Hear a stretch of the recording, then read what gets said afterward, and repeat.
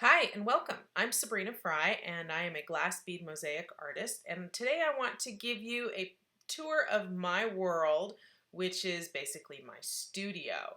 And this is where I spend my day setting beads. I want to kind of take you around and show you some of the details, some of the materials that I work with, and the space that I spend my day in, which was formerly our dining room, and we're just not very formal people, so it gets more use as my studio. Plus it has great lighting. The table you see here is where most of the magic happens. I stand up most of the day, so I use a drafting table because it sits higher up, and it's very large, so I get a lot of working space out of that. This area over here is my drying area, and I found this wonderful drying rack. It's actually a TV stand. I got it at a garage sale, but it allows me, as you can see, I have 5 or 6 pieces going at one time, so it allows me to let them dry without getting bumped or being in the way at all.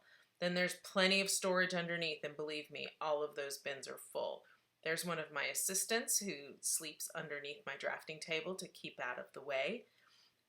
And then some of my daily use materials are here. I did not clean the studio for your tour. This is exactly what it looks like when I'm working. Just variations of this. So you'll see I am right-handed, so all of that is on the right-hand side.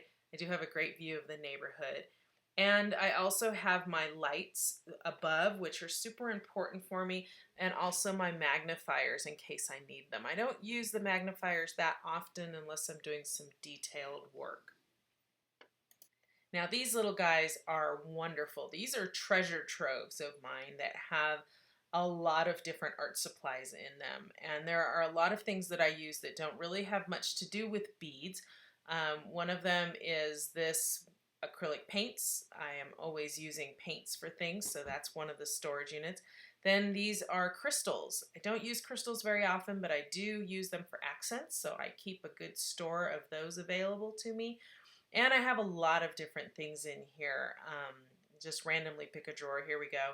This has spacers in it, different types of paper, and then right below that, a couple down below that, I have storage containers for beads. I tend to not throw things away because I never know when I'm going to need them. Here's some additional bags to store beads in. They usually come in the bags and I don't throw those away. Then I have various types of paints. So these are stained glass paints, fabric paints. You guys see me using those for my signatures and various other things. So these cabinets are very important to me. This is where I store the acetate that I use in my pieces. And so I always have that available, ready to go. And again, more storage for beads and canvases and different things. This is one of my studio assistants. Her name is Layla. And then my other studio assistant is Katie. And as you saw, there are beds underneath my drafting table there. I also have different pieces of work around. Some are unfinished, some are finished. With canvases stacked all over the place. I keep them ready because I never know when I'm going to want one and use one. But this cabinet right here is my main bead storage cabinet that holds my 11O beads. Now in this cabinet, I have over 250 shades of color in just the one size. And as you know, I use a lot of different sizes, so I have multiple types of storage for that. But these jars are all refillable. It makes it really easy to scoop the beads out.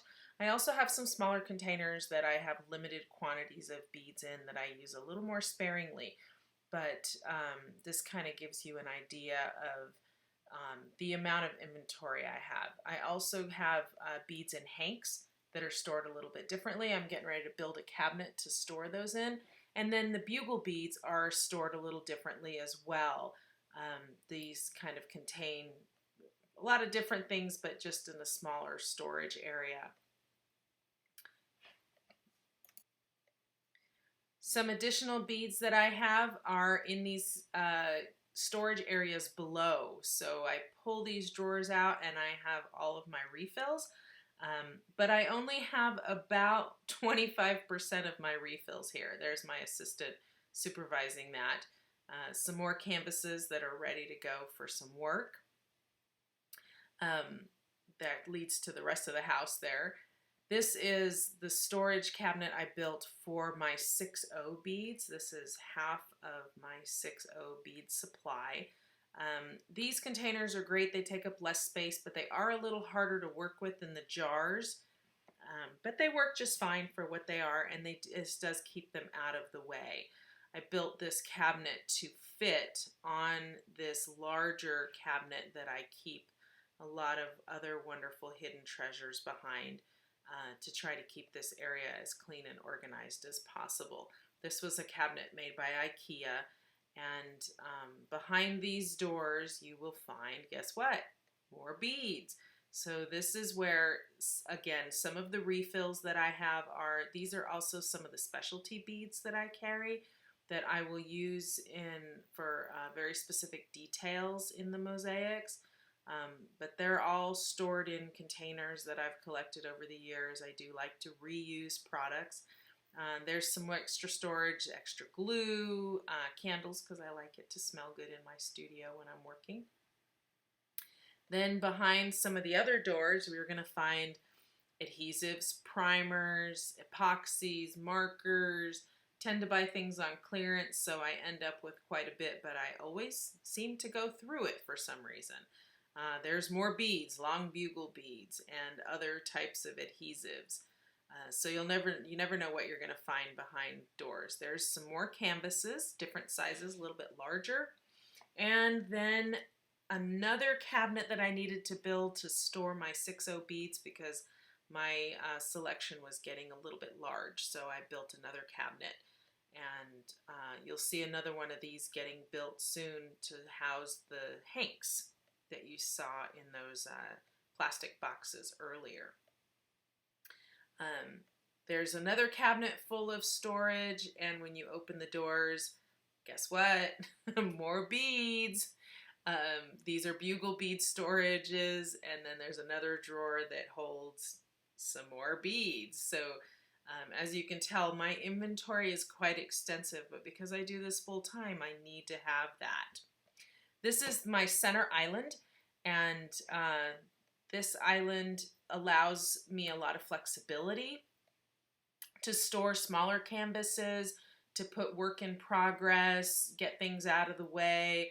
I do take this down, but I also have things like drawings here. There's some frames and some more canvases, some mosaic supplies that I recently purchased that I haven't had a chance to put away yet because they were on clearance at Hobby Lobby. But I always have things going on in this room. This is an ever-changing, very, very busy area, but also my happy space, as you can see. I hope that you have enjoyed my studio tour. And if you're ever in the Charlotte area and you want to come visit me, I welcome people into my studio, and I would show you my other studios as well, because I do use other spaces. Thanks for visiting, and I hope you follow me on Facebook and Instagram. Have a great day.